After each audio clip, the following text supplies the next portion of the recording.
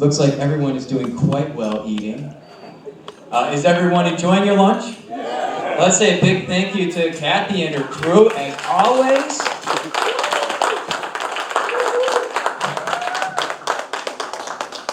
Just a wonderful, every time we are blessed with the food that you have to offer. Thank you all for being here and being a part of this ongoing series on aging gracefully.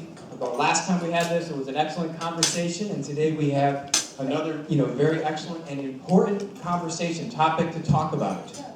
So I'm not going to say too much more. Jan Hosmer is our guest, and all she's going to do is share some of her experiences to get the things going, and then I'm going to facilitate conversation. That's the main thing we're hoping to do with these luncheons, is to have conversation. It's so important for us to be able to talk and to share. This is what I'm worried about. This is what I'm not sure about. These are the things that I'm just a little anxious, and to hear where other people are coming from as well.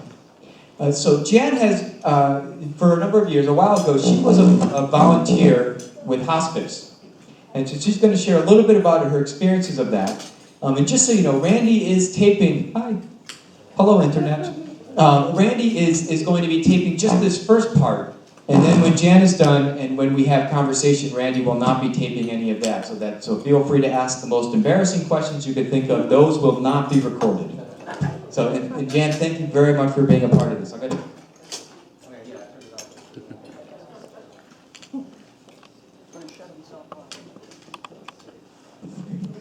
How is that? Good. First, I have to do a disclaimer. I am not here as an expert by any means. There are many, many places where you can get excellent information about end-of-life issues. Not only is hospice a wonderful resource. Oh, not oh, wow. Okay. Yeah, close to the mouth if you can, really. Okay. I was doing a disclaimer. Can you hear that? Okay, great. Okay. I am not an expert in end-of-life issues. There are some very significant choices for all of us out there, and I think that hospice, your libraries, your senior centers, your attorneys all have scads of information for you to share with your family, for you to contemplate before you make decisions. But what I'd like to kind of focus on today is, how do you have conversations with your family? When do you start those conversations? Who do you include in those conversations? What happens if you all disagree? Or if you all disagree with your doctor? I mean, there's some really tough things out there that you need to consider with these end-of-life issues. So I just wanted to share a little bit about my experiences. First, I want to say that there's no right or wrong about any of this. Whatever you are comfortable with and what your family is comfortable with is what should work. We don't want to put labels on families. We all come from different cultures, different genders, different faith backgrounds. So we are going to address this issue differently. When I worked for hospice, we had intensive training, and also I had the fortune of working with a number of families. And one of the things that came up again and again is that the unwell person or the dying person who was ending their life had unfinished business. And that was very, very difficult for not only the families, but also for the person that was not able to convey those last pieces of information. And I think part of that happens because of our society. We're very medically driven, very technologically driven.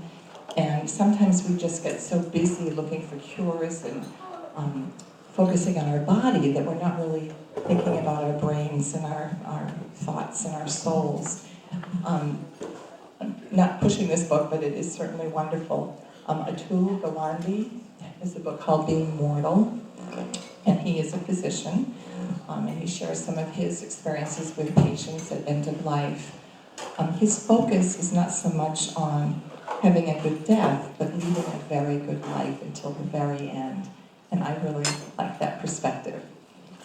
One of his quotes here is, in technological society, we have forgotten what scholars call the dying role. and its importance to people as life approaches its end.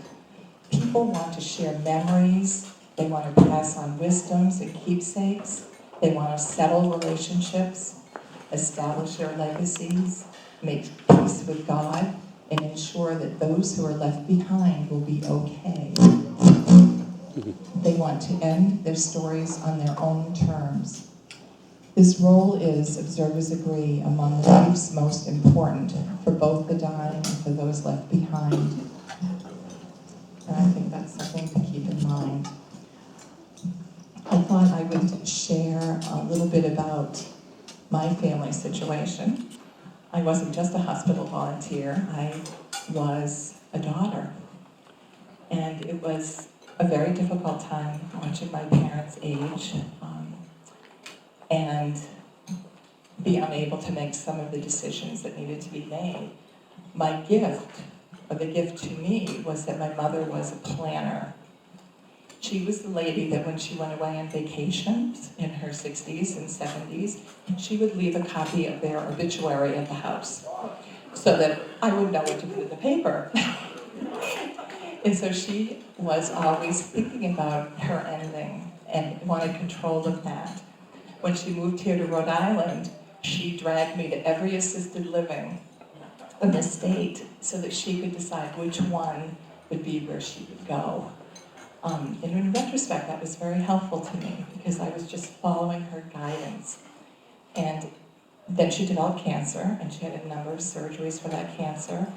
And at the end, she was able to say to me that she didn't want to have any more treatment. And I really honored that she was so truthful and upfront about that. And it made our relationship so much stronger and more intimate as she ended her life. She was able to talk about all those things.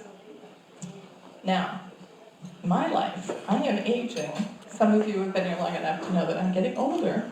So I need to start thinking about some of these things as well.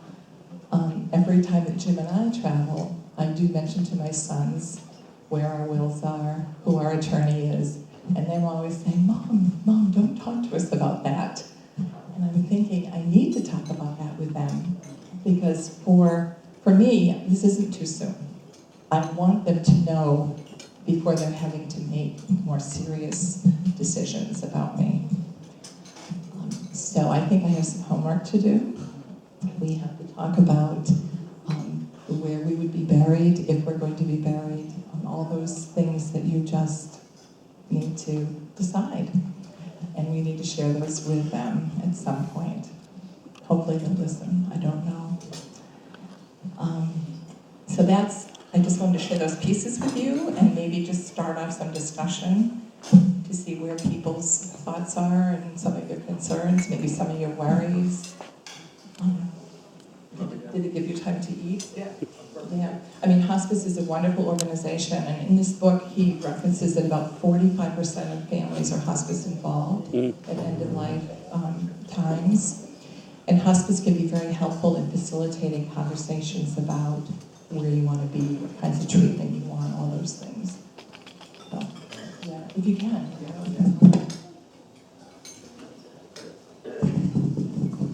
So, what are some of the thoughts that you have when you hear? I have a question. Yeah.